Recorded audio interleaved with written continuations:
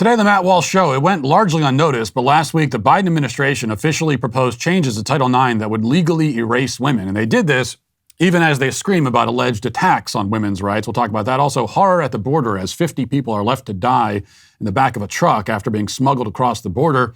This is what compassionate open borders policies gets you. And Kamala Harris launches into a transphobic rant in response to Roe. You have to hear this to believe it. Awful stuff. Plus, more celebrities threaten us with a good time by promising to leave the country because Roe was overturned. In our Daily Cancellation, we review the work of acclaimed best-selling Poet Laureate Amanda Gorman. All of that and more today on The Matt Walsh Show.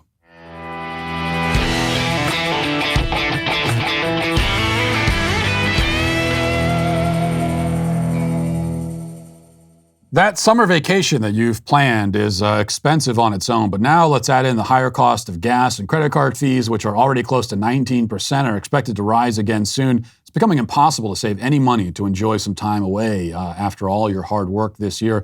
Don't let all those expenses ruin all of your plans. Instead, save some money and get a free mortgage review from our friends at American Financing. Let a salary-based mortgage consultant talk to you about custom loans that can fit your budget better.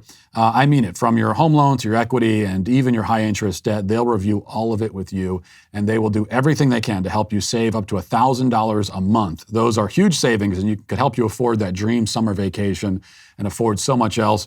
If you're ready to save up to $1,000 a month, all you got to do is pick up the phone and give them a call. If you start soon, you could skip 2 payments and may close in as fast as 10 days. Just call 866-569-4711. That's 866-569-4711. Or visit AmericanFinancing.net, NMLS 182334, NMLSConsumerAccess.org. Well, the left can take solace in the fact that the recent sanity and restraint of the Supreme Court will be counteracted by the recklessness, lunacy, and blatant criminality of the dementia administration. In fact, Biden's HHS Secretary, Xavier Becerra, announced yesterday that the White House will likely start providing tax-funded transportation to people seeking out-of-state abortions. Now, is that actually legal? Is it legal for the federal government to use tax money to pay to ship people across state lines to get abortions because it's illegal in their state? Well, the legality of it is a small detail, of course, but here was Becerra's answer. Listen to this. What are you doing concretely in response to the court's decision to try to help women? Well, we're working with centers like Planned Parenthood, so we are restoring funding for Title X, family planning services. We are working with supporters on the ground to make sure that we are providing services to women where we can. We are looking into everything, including assisting in transportation, something that HHS doesn't typically do. Can you do that legally? Talk to me later. That's a big question, right? I always tell my team at HHS, if you've done your homework, then we have no right to do mild.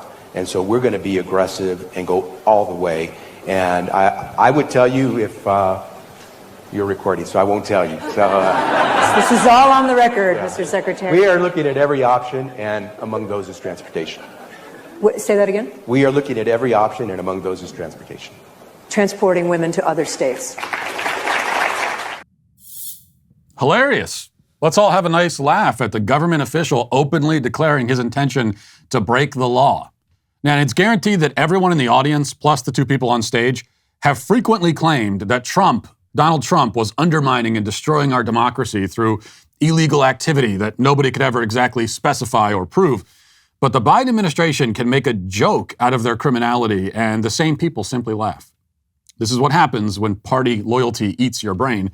Now, speaking of breaking the law, amid all of the celebration last week, the Biden administration did something else, amid the conservatives celebrating, the rightful conservatives celebrating. There's something the Biden administration did amid all of that should attract much more notice than it has so far. The day before the Roe decision was announced, only 24 hours before the left dissolved into apoplectic rage, screaming that women were being murdered and so on, the Biden administration proposed illegal changes to the law with the intention of officially erasing women. They erased women, and then a day later were accusing the other side of erasing women by overturning Roe v. Wade. Now, the law is Title IX. And before we can talk about what Biden is doing to Title IX and with it today, we need to backtrack a bit, I think, and lay some groundwork. So Title IX has been really in many ways destructive and intentionally confusing since its inception. As it originally appears in the Higher Education Amendments of 1972, Title IX simply states that, quote, no person in the United States shall, on the basis of sex, be excluded from participation in, be denied the benefits of, or be subjected to discrimination under any education program or activity receiving federal financial assistance. Now that sounds clear enough, right? And it's hard to argue with the underlying principle. A public federally funded institution should be open to everybody and nobody should be excluded based simply on their sex. Sounds simple, but then again, a statement like the right of the people to keep and bear arms shall not be infringed also sounds pretty clear and straightforward and simple, and yet politicians and bureaucrats have found ways of obscuring that point. And the same happened with Title IX, and it happened almost immediately. The first consequence, intended or unintended, was that under the guise of Title IX, men's athletic programs across the country were shut down, hundreds of them at a time. It was decided that the prohibition on excluding people on the basis of sex meant somehow that every university must have an equal number of men's and women's sports teams and an equal number of male and female athletes. And this absurd quota system was codified into law, codified bureaucratically anyway, as presidential administrations just began adding to Title IX legislation, even though adding to or amending legislation is supposed to be a power reserved for the legislative branch. And by the time of the Clinton administration, the assault on men's sports, we got to women's sports, the assault on women's sports later, but originally it was an assault on men's sports. And by the time we got to Clinton administration in the 90s, this assault was well underway. Universities that could not conjure up enough female athletes to match the number of male athletes had to start shutting down male sports teams for the sake of compliance. Of course, what these quota systems never took into account is that men tend to be more interested in sports than women, and people in general, right, tend to be more interested in watching men's sports than in watching women's sports.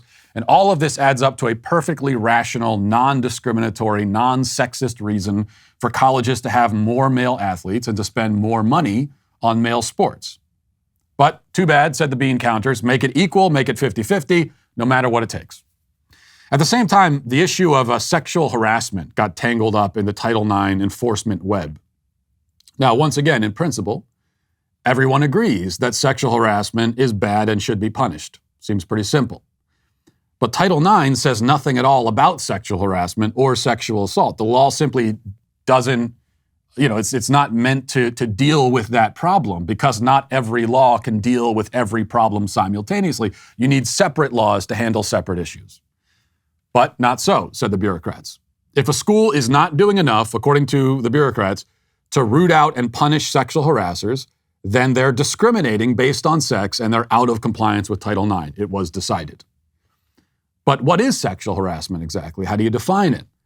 And how should schools be punishing it?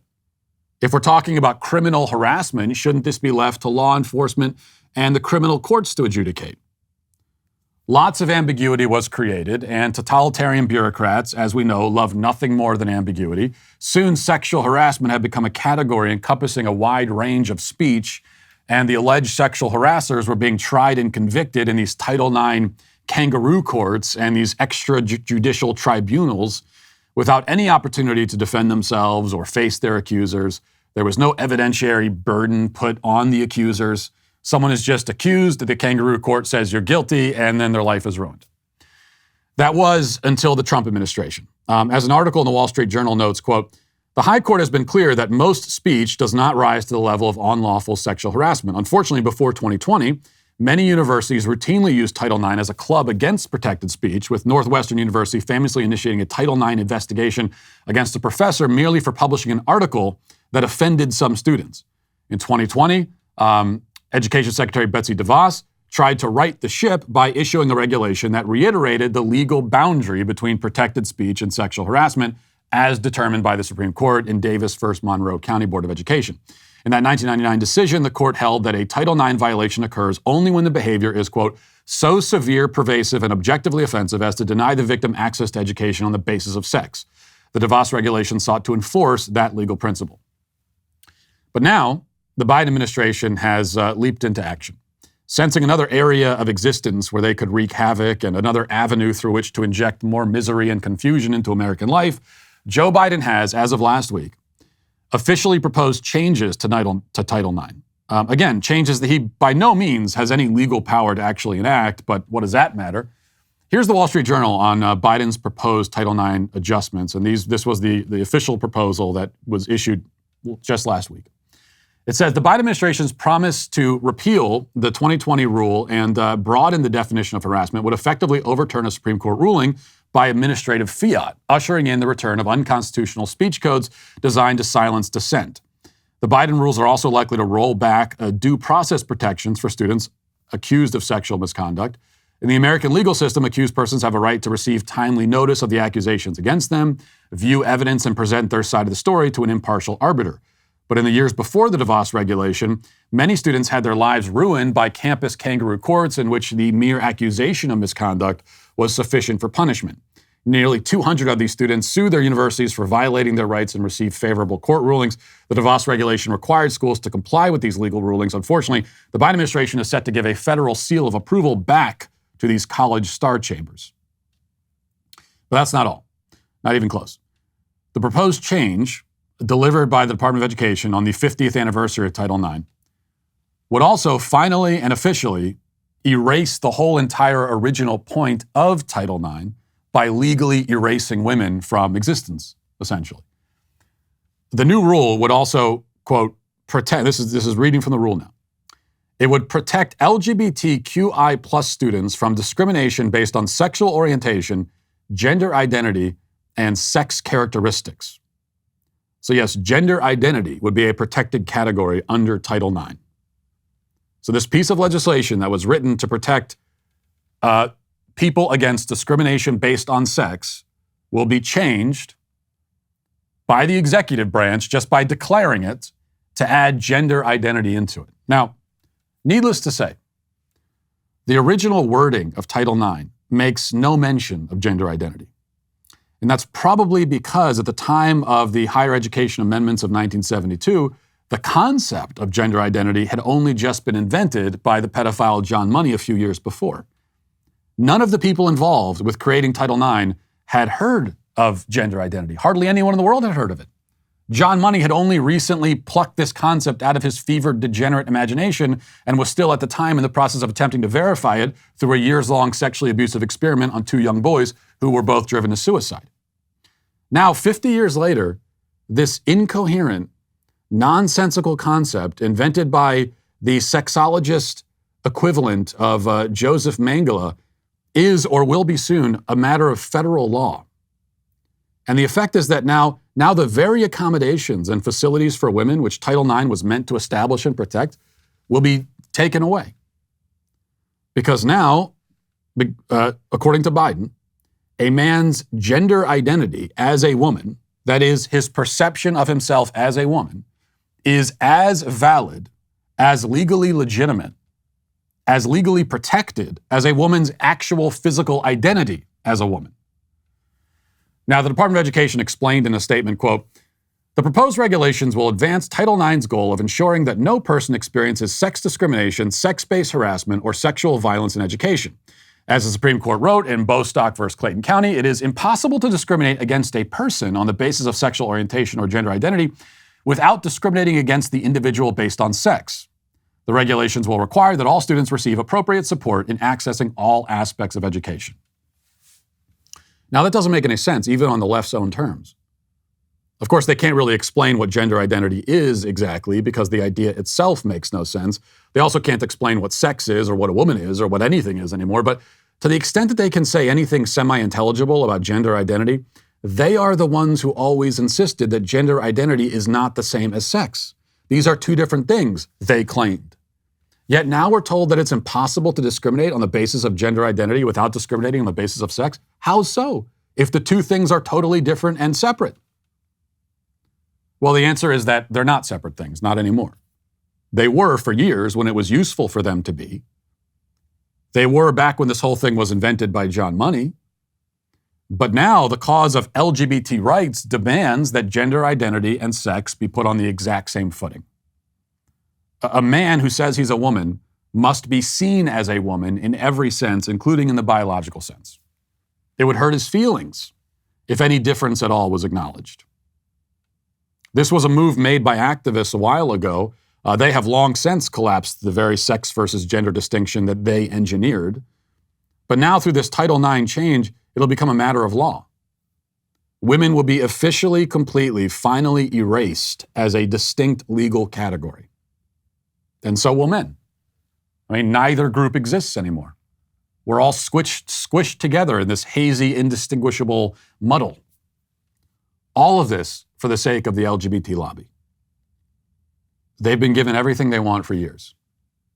And now they want to erase women, officially, legally. Just the entire category out the window. And if Biden has anything to say about it, they'll be given that too. Now let's get to our 5 headlines.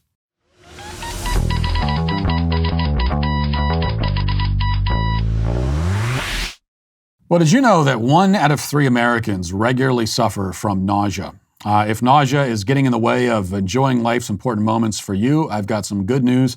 You got to check out Relief Band. Relief Band is the #1 FDA-cleared anti-nausea wristband that's been clinically proven to quickly relieve and effectively prevent nausea and vomiting associated with motion sickness, anxiety, migraines, hangovers, morning sickness, chemotherapy, and so much more. How it works is Relief Band stimulates a nerve in the wrist that travels to the part of the brain that controls nausea. Then it blocks the signal your brain is sending to your stomach, telling you that you're sick. So it's just like the name says, it's legitimately a band you wear on your wrist to give you relief from nausea, and you can change the intensity depending on how you're feeling and how sick you're feeling. You can make it stronger, weaker, whatever you want. It's just that simple. Plus, the product is 100% drug-free, non-drowsy, and provides all-natural, long-lasting relief with 0 side effects. I've been using Relief Band for years now to deal with the car sickness that I have, and everyone knows I don't go anywhere without my trusty Relief Band by my side, and in fact, on my wrist. So if you're finally taking that summer trip that's been on your calendar since 2020, I've got good news for you. Right now, you can join the over 100,000 Relief Band users with an exclusive offer just for Matt Walsh listeners. If you go to Relief Band and use promo code Walsh, you'll receive 20% off plus free shipping and a no questions asked 30-day money-back guarantee. Remember, it's better to have a Relief Band and not need it than to need it and not have it. So head to RELIEFBAND.com and use promo code Walsh for 20% off plus free shipping. All right, we begin with something completely horrifying, unfortunately. This is the latest from CNN. It says 50 migrants are believed to have died after they and others were found in sweltering conditions in a semi-truck in San Antonio. A federal law enforcement official said on Tuesday in a scene that the mayor called a horrific human tragedy. The death toll, which the city's fire chief gave Monday as 46, includes migrants from Mexico, Guatemala, and Honduras, according to officials. Their discovery Monday comes as U.S. federal authorities have launched an unprecedented operation to disrupt human smuggling networks amid an influx of migrants at the U.S.-Mexico border. So these were, and there's still a lot that isn't known about this, including, at least according to the latest report I read, how exactly these people died. It would seem apparent that they were just left locked in the back of this truck and just kind of left and abandoned there to die. I mean, an unthinkable death. And there are many children who are also a part of the death toll here. Now, why did this happen? Like, who's responsible for it? Well, the first person responsible for it is whoever did it, like the human smugglers who brought these people across and then just left them to cook to death in the back of a truck. That individual or those people are responsible for their own actions, obviously. But can you point the finger anywhere else? Well, yes, you obviously can. You could point it at the Biden administration. You could point it at the left. You can point it at the Democrat Party for their open borders policies that empower and enable human smugglers and encourage, like enticing human smugglers to do exactly this. This is what your so-called compassionate open borders policies, this is what it gets you. This is what it leads to. Certainly these 46 or 50 people are not the first, far from the first. I mean, hundreds, thousands of people have died due to these kinds of policies. When we're talking about illegal immigrants who have died in the process of being smuggled across, we're talking about American citizens who have died at the hands of some of the people who have been able to come across. So here's what it comes down to, I think. If you want to avoid these kinds of unimaginable human tragedies, here's what it comes down to. You have two options, okay, when it comes to immigration. One is to completely open the borders, have actual open borders, like officially, and just announce we don't have borders anymore.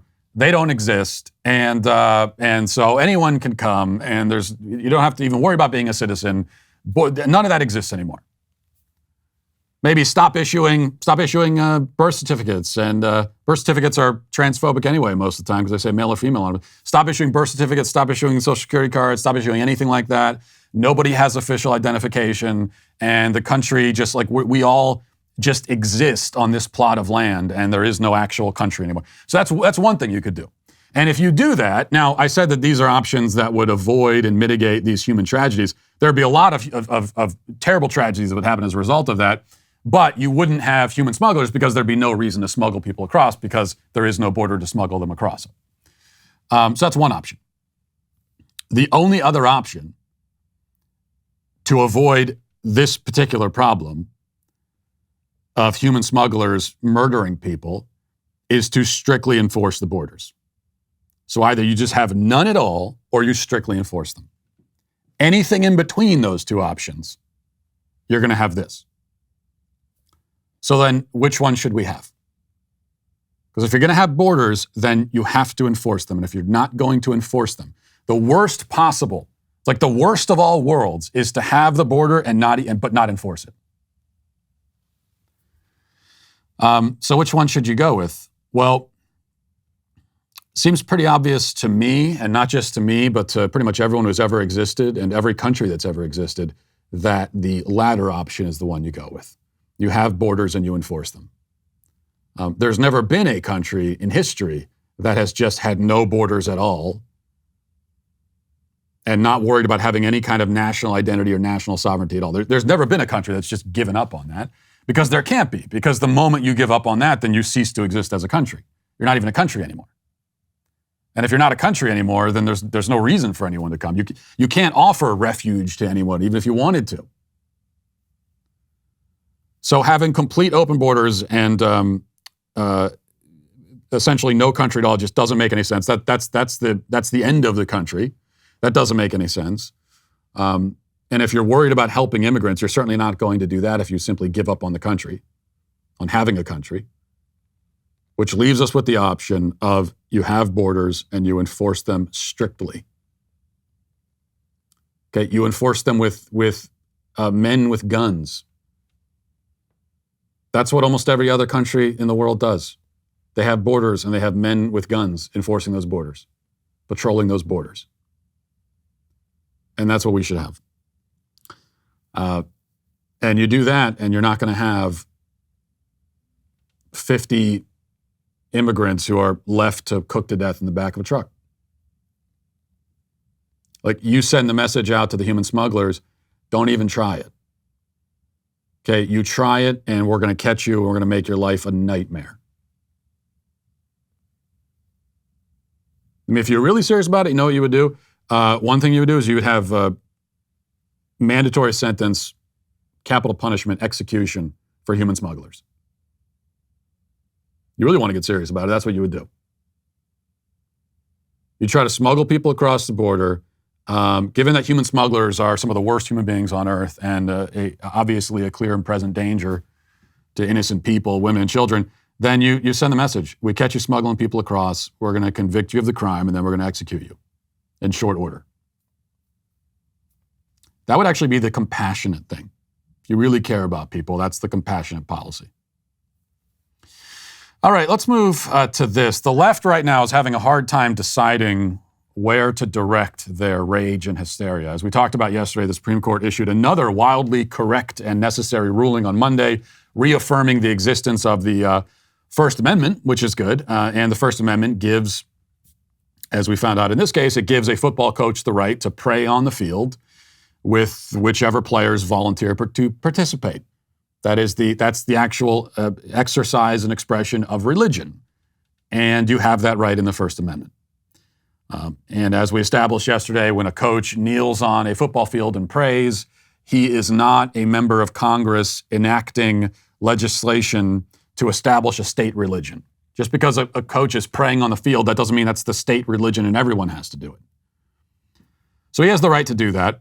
And that came, of course, on the heels of the Dobbs decision, which came directly on the heels of the decision affirming our Second Amendment rights. So there's a lot of outrage to go around for the left, and they're taking sort of a machine gun approach and spraying these talking points all over the place just to see if it hits any target. One talking point they've settled on for the religious liberty case is this, and we have a few examples of it. So here, just from Twitter, pulled a few examples, and this talking point is all over the place. Nancy Armour says, this is, and reacting to the Supreme Court decision about the coach praying on the field, this is, to put it politely, BS. If he was a Muslim or Jewish coach, you can be sure the ruling would have been different. And then what else do we have? There's a bunch of them. Michelle Fate says, in case you were not convinced already that we're living in a theocracy, you know this would not have gone down this way if the coach was Muslim or Jewish or Catholic. Holy S, Supreme Court sides with coach who sought to pray after the game. Okay, so there's another one. It wouldn't have happened. This is an interesting, so this is a political cartoon, the Washington Post. And it says, if you're okay with this, and then you see a picture of a coach praying on the field, then you should be okay with this.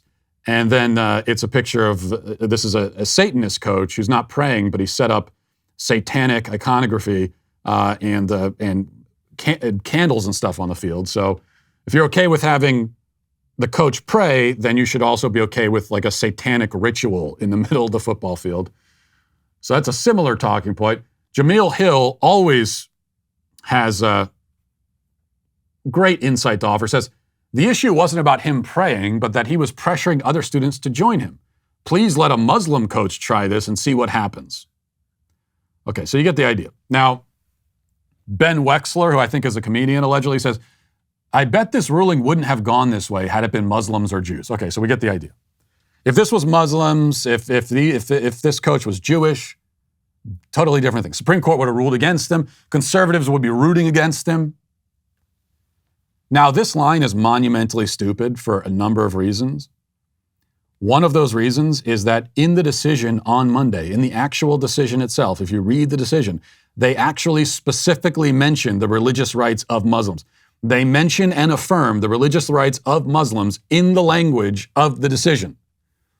Also, the court has, in the last few years, in an opinion I believe that was written by Scalia, an 8-1 decision just a few years ago, defended the religious rights of Muslims, saying in that case that a Muslim woman was discriminated against because she wasn't allowed to wear her hijab at work. And she was working at Abercrombie & Fitch because Abercrombie & Fitch apparently still exists. So we know that that's false because we have a recent example of the Supreme Court ruling in a case that had to do with the religious rights of Muslims. And in that case, rather than a 6-3 decision, it was an 8-1 decision in favor of her. So actually, the truth is the other way around. Because it was a Christian, this was a 6-3 decision. If it was a Muslim, recent history shows us it would be a unanimous or at a minimum an 8-1 decision. So that's one reason why this talking point is really stupid. The other reason is that once again, the left shows that they simply do not understand their opposition. And as we've talked about recently, they don't understand us. They assume that we're like them in that we see everything through a racial and ethnic lens. We judge everything through, we also have this intersectional identity politics thing of our own, and that's how we judge everything. And before we decide whether someone is right or wrong in behaving a certain way, we need to know their skin color, their specific religion, their ethnic background, their sexual orientation, all that kind of stuff. But that's not how we operate. It's just not. That's not how we see the world. In fact, the reason we have these stark divisions, one of the main reasons in this country, is that we don't see the world that way. So you've got two sides who, it's not just that they disagree on the issues, they see the world, they view the world through dramatically different lenses. So in fact, It may shock the left to discover this, but we actually care about religious liberty. Like, we actually just believe in it. That's all. We believe that if you are a member of a religion, that you have the right to practice that religion. And yes, you can do it on a football field, because why couldn't you? Would I be okay with a Muslim praying on a football field? Yes. Why wouldn't I be okay with that? I assume that this has already happened. I assume that there are plenty of Muslim athletes out there at every level of sports and in every sport. And I assume that they probably pray on the field or on the court. Great. Why would I care about that? That's it. We believe that people have the right to express their religions. I think the other thing is that on the left, there are so many euphemisms, and whatever they're saying on any given issue, it's like they don't actually believe what they're saying. It's like they decide what they believe based on the circumstances, and this is a consequence of being a relativist. That there is no real objective truth or anything like that. There's certainly no objective morality or anything approaching that. And so what is true and what is factually true and what is morally correct changes depending on the circumstance. And so that's another reason why they look at us talking about religious liberty and they simply cannot believe that we actually just believe in religious liberty, no matter who is the one enjoying that right. But we do. We actually do. All right, Kamala Harris gave her first interview after the Roe decision, and she was as eloquent as you might expect. Let's listen to that.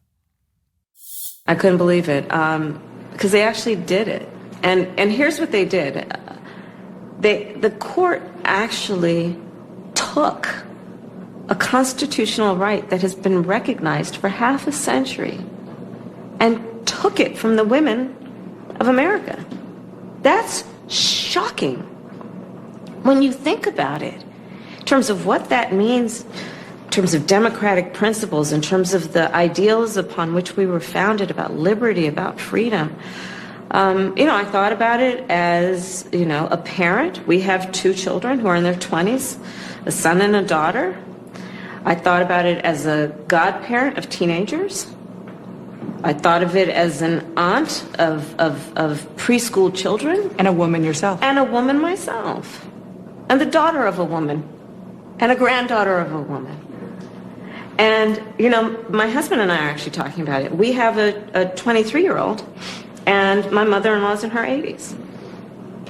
Our daughter will not know the rights for the amount of time that my mother-in-law knew these rights, which is the right that should be well settled, that a woman should have to make decisions about her own body. And when we think about it, everyone has something at risk on this. I have never heard such a shocking and appalling transphobic rant from someone in the White House,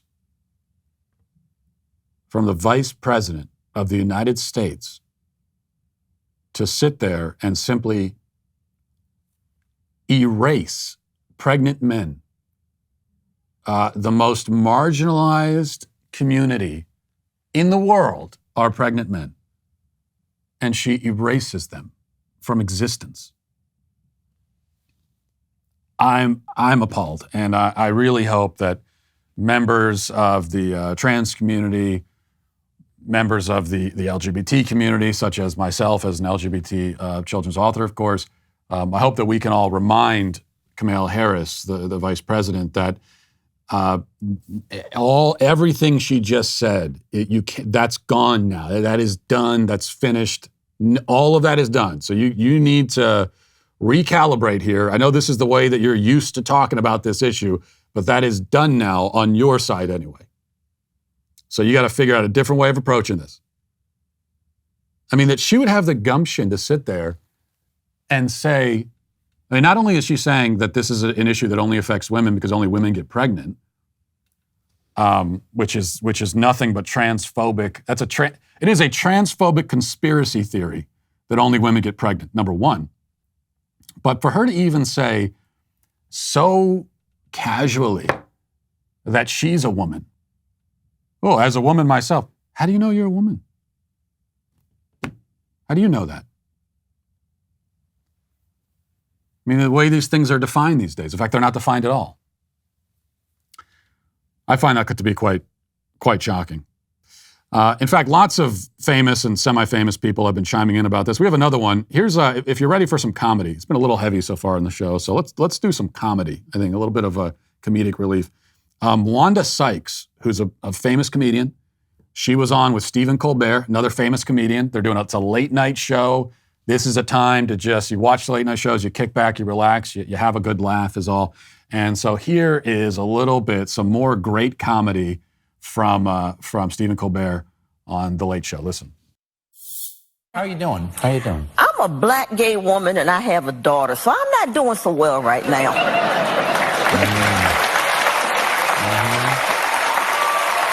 I'm a little salty. You're a little salty? I'm a little salty right now. Okay. Yeah. We'll sprinkle a little salt. Yeah. Let's put some flavor on here. It just sucks, man. It really does. I mean, it's like the country, it's no longer a democracy, right? I mean, it's no longer majority rule. No, certainly not right? in the Senate, certainly not in the representation on the Supreme Court. It's not. It's no longer majority rule. And I mean, it's like these judges that just...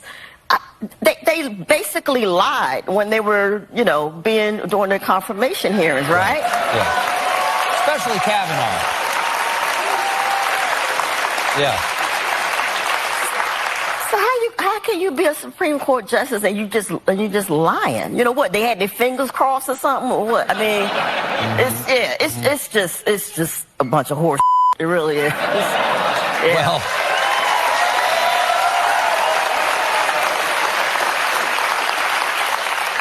Last stand. Go ahead. Well, no, please, ma'am. No, well, to me, it's like the problem is that middle stuff. It's those states in the middle, that red stuff. Mm-hmm. Why do they get to tell us what to do when the majority of us live out, New York, California, and we're paying for all this crap, really? I mean, right? Great comedy, as always, from The Late Show with Stephen Colbert. I mean, in a certain way, it is great comedy, and also it gives us some more insight into the mindset of the elitist liberal, because everything you just heard there was confused, garbled.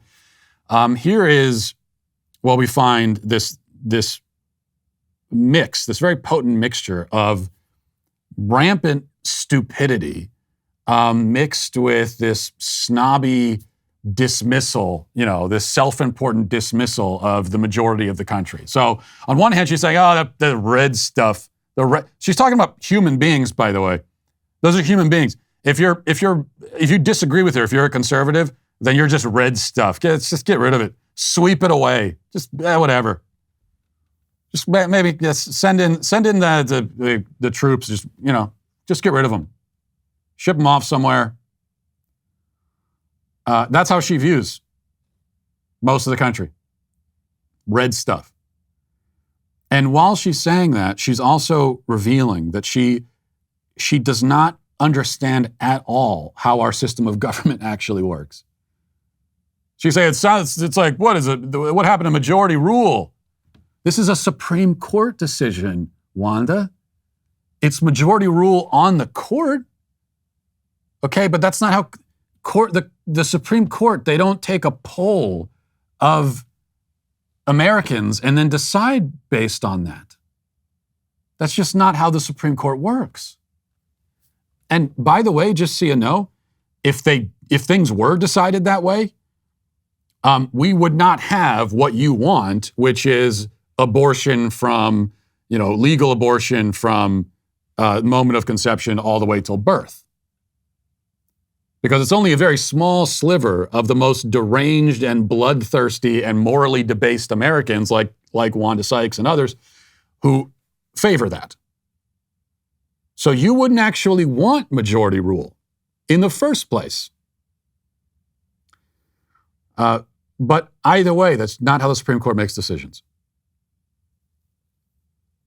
But as we know, when institutions, like we talked about a couple days ago, institutions are broken. They don't work anymore. They need to be reformed or destroyed, incinerated, and rebuilt when they stop doing what the left wants. The moment they fall out of line, out of step with what the left demands, they're broken. That means they're broken now, and we have to get rid of them. Throw them in the wood chipper. That's the attitude. Okay, I want to play one other thing for you. Actually, a couple other things before we get to the comment section. So again, we've got, women, especially famous women, in this case, a nominally famous woman, telling their abortion stories in response to Roe. So here's Ireland Baldwin, who's the daughter of famous gunman Alec Baldwin, telling her own story. And she starts, for some reason, talking about the time she was raped. And she did not conceive a child during the rape. So that the rape had nothing to do with the abortion whatsoever, but she starts by talking about that. And then eventually she gets around to talking about the time she actually conceived through consensual sex and then decided to abort. And I want you to listen to the reason that she gives. Listen. Flash forward to another point in my life when I did have a boyfriend and I did become pregnant. At that point in time, I would say we were very unhappy together, and he made it pretty clear that he never wanted kids or marriage. He barely wanted to be in a serious relationship. I chose to get an abortion because I know exactly what it felt like to be born between two people who hated each other. Could I have had that baby and put that baby up for adoption? Maybe, maybe not. But choosing to raise a baby without my own financial security, without a loving and supportive partner, that wasn't going to work for me. I chose me, and I would choose me again. It's your life. It's your choice.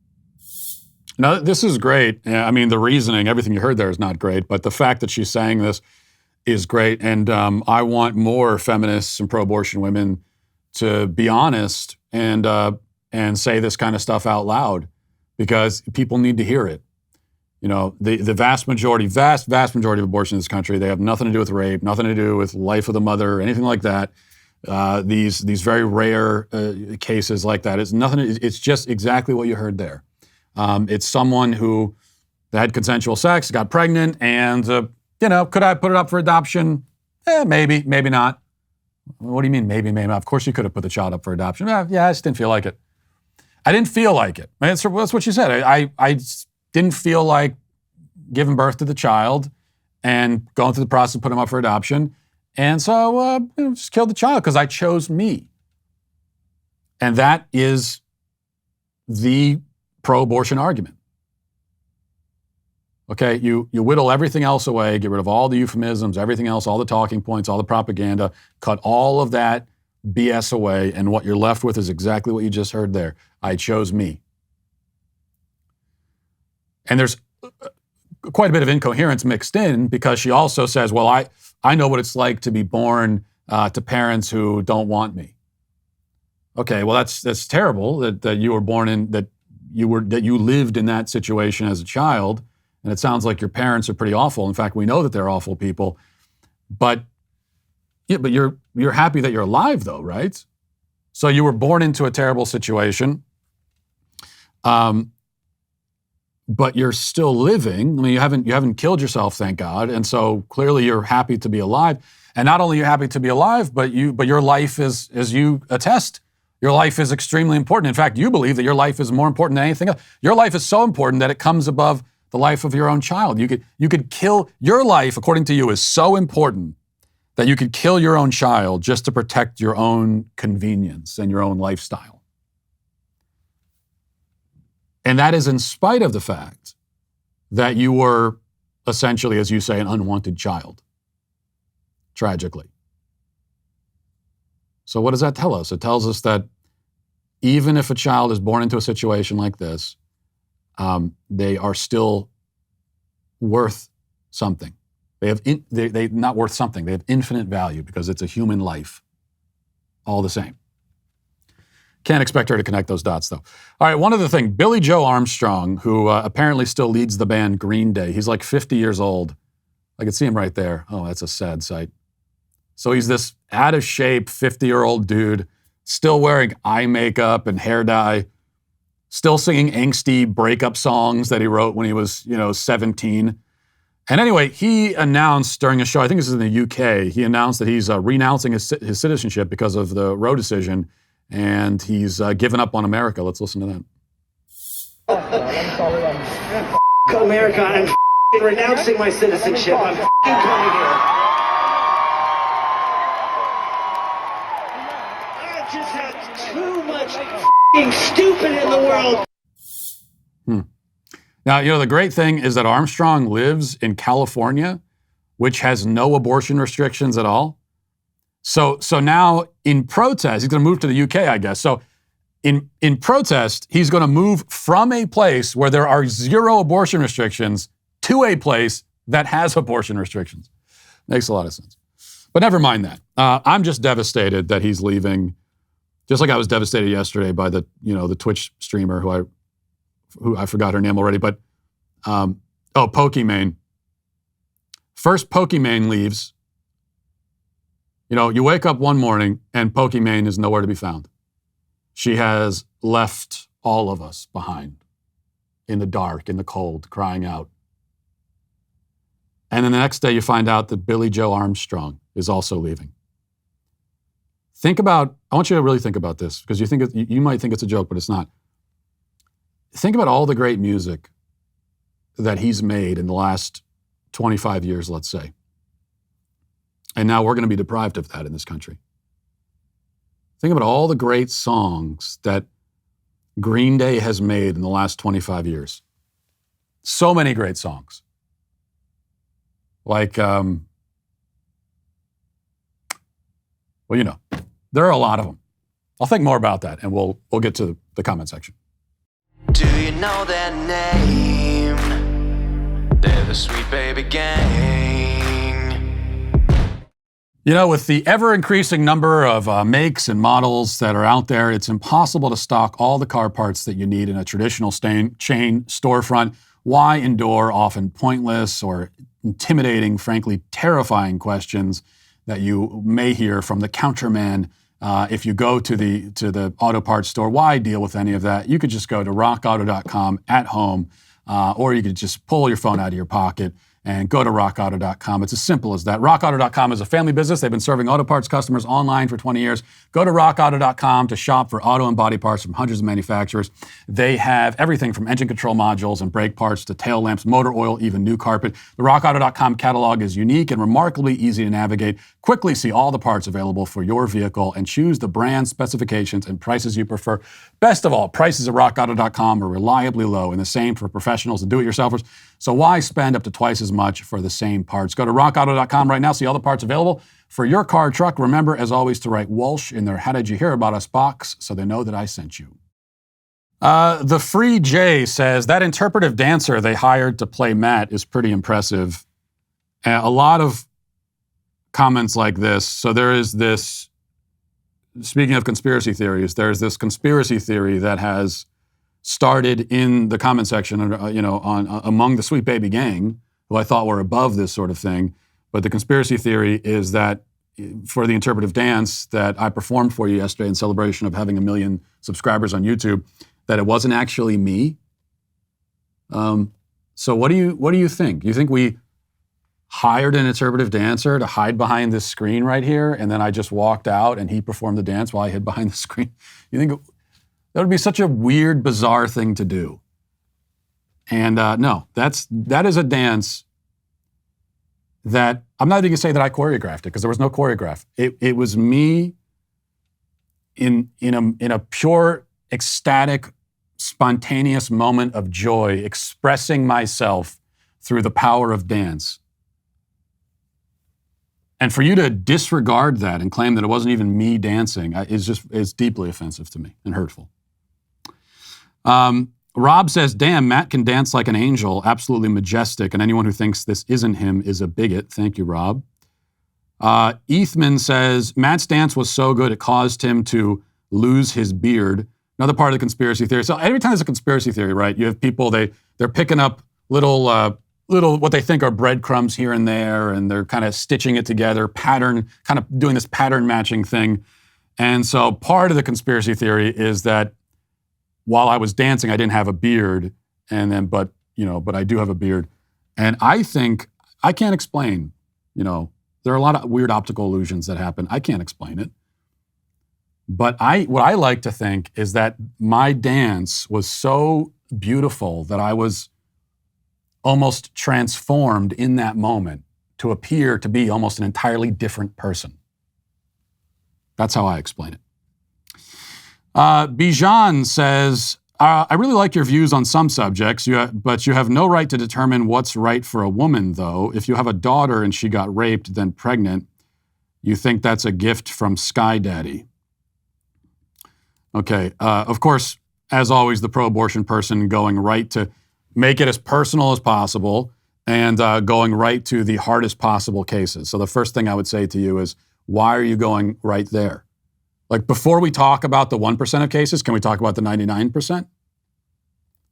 What about the 99% of cases where there is a consensual activity that results in a child and then the child is killed as a form of birth control? Why don't you want to talk about that? And as for the cases of rape, once again, do you believe that a person should be punished to the point of death for the manner in which they were conceived? So a child is conceived in rape, and we're going to dole out punishments. Sounds great to me. Punish the rapist. But you want to punish the child for the manner of that child's conception, which he had no choice in. That to me is what doesn't make any sense. Andrina says, Matt, you're such a role model for what I hope my sons grow up to be like. So you want your sons to grow up to be professional interpretive dancers, apparently, which is, I think is a great goal for any child. The Best Backpacker says, Matt is losing touch. There are several Tremors sequels. Get with it, Matt. Yeah, I didn't say anything that would suggest otherwise. In fact, I actually think, I was thinking about this the other day. It just so happens I was thinking about Tremors. And there are very few movies where the sequel is better than the original. I actually think the Tremors 2 is better than the original. But you're not gonna outdo me in a discussion about Tremors. Okay, I've seen the whole series, and we could talk about it. If you really want to talk about it, we can. Victor says, how did Matt say dick's head without skipping a beat or cracking a smile? Pure professional. I'm a lesser man. I don't know what you're talking about. There was no joke meant there at all. I was talking about the dick's head. It was the CEO of the company Dick's. That's all I was trying to say. Tomorrow night, June 29th, is Backstage Live. It's our biggest live event of the year. Once again, we're at the historic Ryman Auditorium in Nashville for what will be a historic night for sure. And if you didn't see last year's event, well, just check out. This is a nice preview for what's to come. Watch. Welcome to the Daily Wire Backstage Live at the famous Ryman Auditorium. It was amazing. We were in the presence of greatness. The energy of having everyone on the same page was amazing. If your family member is still waiting for Fauci to give them permission to leave their house, it might be time to cut that off. I'm actually pretty excited to meet all of them. I love everybody's opinion individually. I don't have a favorite. I like them all. If I had found out a way to make football players cry in high school, my high school experience would be a lot. I'm just excited to be here and be surrounded by like-minded people and to just, feel that energy. Who should we remove from office? One politician, the most powerful politician in the country. Dr. Fauci! What are you talking about? We're doing culture here. I'm so thrilled to see this happening. If they say to half of the country, you can't, that half of the country needs to say, screw you, we will. Tune in to the live stream tomorrow at 8 p.m. Eastern at dailywire.com/Ryman to join me, Ben Shapiro, Michael Knowles, Andrew Klavan, and God King Jeremy Boring as we dig into the political and cultural issues of the day. We have some big wins this year with projects like my documentary, What is a Woman?, that exposed how dark the gender-affirming movement really is. And there's also our new Western thriller, Terror on the Prairie, starring Gina Carano. But these wins are only possible because people like you have joined us in the fight. So go to dailywire.com/Walsh to get 25% off your new membership today. And don't forget to tune in to Backstage Live at the Ryman tomorrow at 8 p.m. Eastern to find out what's next here at the Daily Wire. You don't want to miss it. Now let's get to our Daily Cancellation. Well, if you want to know the shape of a culture, all you need to do is look at its art. And we know that by this metric, just as by, literally any other metric, the shape of our culture is less a shape and more an oozing, decaying lump of putrid sludge. You could come to this determination, of course, by witnessing the art, quote unquote, produced by the music industry or Hollywood, but perhaps that would be unfair because modern pop music is god-awful and stupid and ugly and bad, the auditory equivalent of the stuff that leaks out of an overflowing septic tank.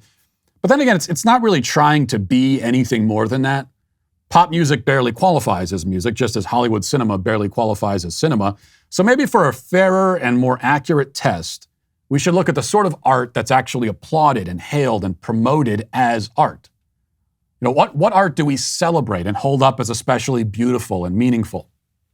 Well, we already know that if we look at the sorts of modern art exhibits and paintings which attract crowds to art museums and sell for millions of dollars to wealthy people who want to look intelligent or simply launder money or both, the situation doesn't improve very much. Anybody could vomit onto a canvas and call the piece Vomit on a Canvas and sell it for $86 million. That's the state of modern art. So then perhaps maybe we leave that sort of art to the side and forget about pop music or Hollywood and all that and look instead to poetry. That's a very pure art form. And maybe this will be our bright spot. Or maybe not.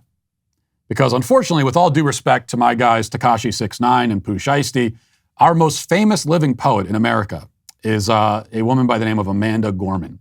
Now, in 2017, Gorman was named the first ever National Youth Poet Laureate of the United States. A couple years later, she was invited to deliver a poem at Joe Biden's inauguration. Then she became the first poet to ever perform during the Super Bowl. And shortly after that, she released a book of poetry called The Hill We Climb, and which I think is also the name of a Miley Cyrus song, as it just so happens. Or I could be wrong about that. But anyway, and then she became the first poet ever in history to debut as a #1 bestseller, at least on USA Today, but I think across the board. Now, this is all in spite of the fact that she is really, really, really bad at poetry. Her award-winning, best-selling, nationally applauded and recognized poetry sounds like something that a bored and angsty 7th grade girl might scribble on the dividers in her 3-ring binder during algebra class or something. If kids still use 3-ring binders anyway, I don't know. Gorman writes a bit like Dr. Seuss, if Dr. Seuss was a female and a feminist and had a fraction of his charm, intelligence, and creativity. So maybe she doesn't write like Dr. Seuss at all, on second thought. The better analogy might be a woke, self-important fortune cookie. And her Twitter page with 1.6 million followers is just pockmarked with cringy, half-rhymed cliches. For example, on June 24th, the Poet Laureate tweeted, quote, "It's more important than ever that we come together." Wow, amazing. Some aspiring poets might be influenced by Shakespeare or Edgar Allan Poe or John Milton, but Amanda Gorman seems to primarily be drawing her inspiration from the inspirational slogans on gift shop keychains. And back on June 1st, she had some more stunning insight when she tweeted, quote, "This may be how things have been, but not how they have to be." The only question that one raises is whether Amanda Gorman is influencing Kamala Harris or is it the other way around. Yet none of these gems come close to the great heights that Gorman reaches when composing poetic odes to infanticide. Gorman, in keeping with her poetry style, seems to choose the ugliest and dumbest side of every issue, which of course means that she's rabidly pro-abortion. And in the lead up to Roe being overturned, Gorman went viral with a pro-abortion rant that I can only speculate is supposed to sound a little bit like poetry. Let's listen to a bit of that. 8 reasons to stand up today against abortion bans in the United States. 1. Let's get this straight. When the penalty for rape is less than the penalty for abortion after the rape, this isn't about caring for women and girls, it's about controlling them. 2. Through forcing them into motherhood before they're ready, these bans steadily sustain the patriarchy, but also chain families in poverty and maintain economic inequality. 3. Pregnancy is a private and personal decision and should not require the permission of any politician. 4. For all time, regardless of whether it's a crime, women have and will always seek their own reproductive destinies. Now, It may sound like she's simply plagiarizing from the pro-abortion talking points she found in the comment section of a feminist blog, but it counts as poetry because she moves her hands around a lot when she says it. So actually every monologue on this show I could be Poet Laureate, delivering poetry every day just by moving my hands a lot as I'm delivering the monologue. Now, as for the substance of her claims, to the extent that we can use the word substance to describe anything that she says or does, it should simply go without saying that she's making things up. It's not true that the penalty for abortion is worse than the penalty for rape. At the time she said that, there was no penalty for abortion because Roe had not yet been overturned. Now that it has been, there still will be no penalty in many states. And in the states where abortion will be banned, I'm not aware of a single one that plans to instate harsher penalties on women who get abortions than they do on rapists. And if this fictional scenario were to ever come to fruition, the way to correct it would be to make the punishments for convicted rapists more severe. Personally, you couldn't make them too severe for my taste. Either way, the crucial point here is that there should be no penalty for being conceived by a rapist. Least of all should it carry the penalty of death. Punish the rapist, don't punish the baby. But that's not all that Gorman had to say about this topic. On the day Roe was overturned, she published this masterpiece, which has been clearly, something she's been working on for many months, honing and crafting, though she still forgot to run it through spell check before posting it. But here's the poem. We will not be delayed. We will not masquerade to the tale of a handmaid. We will not let Roe v. Wade slowly fade. Because when we show up today, we're already standing up with the tomorrow we made. I made it a little better with the hand movements. She spells handmade the way that you spell it if you were referring to a sweater that your grandmother knitted for you. Now, it's possible that she meant it that way. Like maybe she's talking about this has something to do with Etsy, like things, I don't know. But I think we can assume that she was trying to refer to The Handmaid's Tale. And that's obviously the most trite, cliched, overplayed, and boring thing to do when discussing abortion. So we can be sure that Gorman intended to do just that. Of course, the line, "We will not be masquerade to the tale of a handmaid," no matter how you spell handmaid, makes no sense at all. I'm not sure that Gorman understands what the word masquerade even means. Never mind also that Roe v. Wade didn't slowly fade, but in fact was dispatched all at once through one glorious Supreme Court decision. I understand that she chose all these words because they rhyme, not because they're true or make sense. But as unintelligible as her word salad is, it could never be less coherent or explicable than her status as an acclaimed poet in the first place.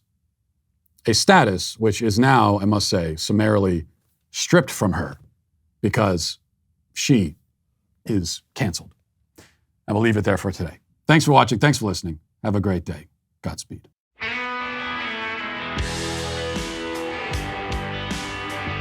The Matt Walsh Show is produced by Sean Hampton, executive producer Jeremy Boring. Our supervising producer is Mathis Glover, production manager Pavel Vodowski. Our associate producer is McKenna Waters. The show is edited by Jeff Tomlin. Our audio is mixed by Mike Coromina. Hair and makeup is done by Cherokee Hart. The Matt Walsh Show is a Daily Wire production, copyright Daily Wire 2022. Today on The Ben Shapiro Show, Democrats search for answers after Roe v. Wade is overturned. Generation Z reconsiders a life of promiscuity and hedonism to the media's consternation, and the Supreme Court upholds religious freedom. Again, that's today on The Ben Shapiro Show. Give it a listen.